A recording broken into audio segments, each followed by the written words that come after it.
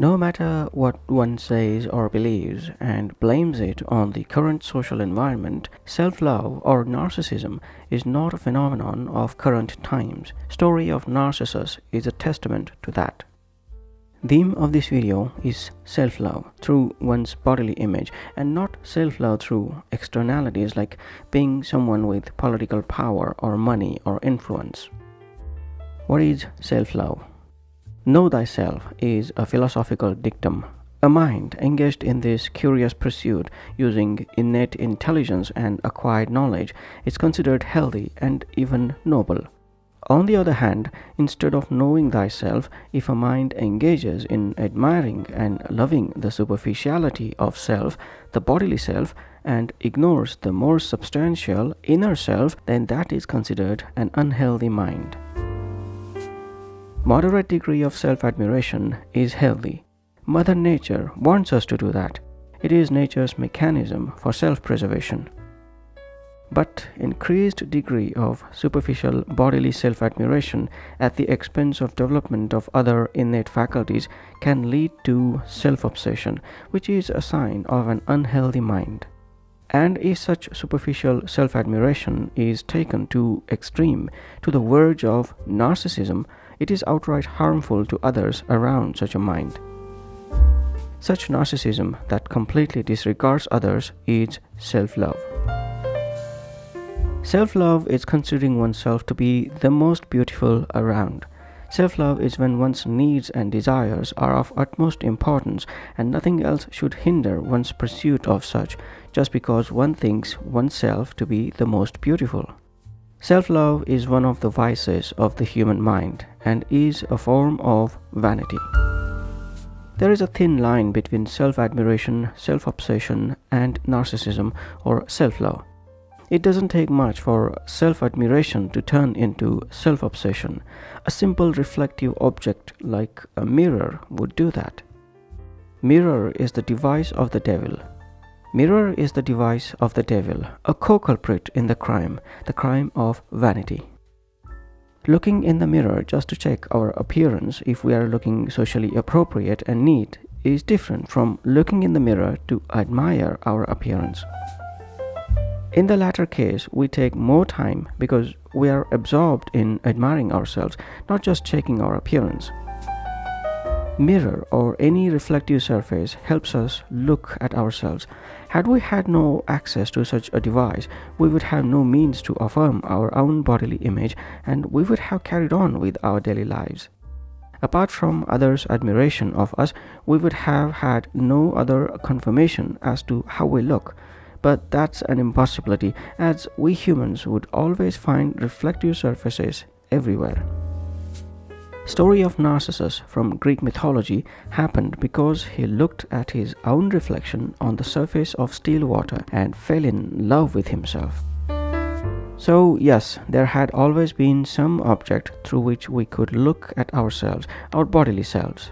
And for a mind with narcissistic tendencies, just one look at oneself is enough to succumb to self-love. This love affair with the mirror starts as early as when a child starts recognizing the person in the mirror is herself.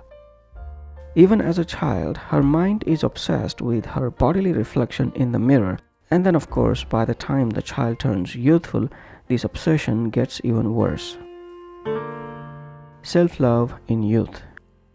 Apart from mirrors, another reason for a mind to fall into self-love is collective obsession for youthfulness. Human mind craves affection from others to feel a sense of meaningful connection, but in few minds, as they turn youthful, such affection-seeking for connection turns into attention-seeking for rapid validation for one's selfhood, for one's bodily image. This subtle change happens only because of youth. Why?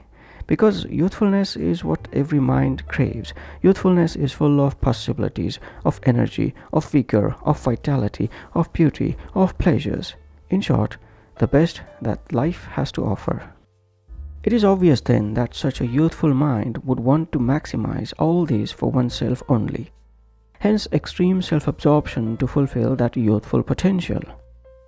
Although youth is the phase when a mind is self-occupied and is in love with the image of the bodily self, that is not always so. Sometimes even old and matured minds fail to grow out of youth with grace and dignity because of their obsession for youthfulness, and can fall prey to ugly narcissism and end up looking pitiable. Although all the artworks so far showed only women, one should not consider that this vice of self-love has possessed only women. It is a human vice. Remember, Narcissus was a young boy. Self-love of artists. Artistic minds are more prone to self-love because they have got an eye to see beauty in ordinary, and they have skills to interpret that in various artistic styles. Every artist who has done a self-portrait is guilty of falling into love with oneself. Several self-portraits throughout different stages of their lives just proves that artists choose to do self-portraits in spite of other subjects available to them. Artist Frida Kahlo was confined to bed due to her accident, so she only had one subject, herself. Hence the series of self-portraits is understandable. Modern devices might take just a few moments to capture self-image, but artists spent considerably more time on looking at themselves and then replicating that self-image in their own unique styles. That is definitely more narcissistic than current times. But artists' self-love is one vice we can grant them just because through self-portrait it enhances the field of art itself. Let me know in the comments what you think on this topic. And thank you for your attention.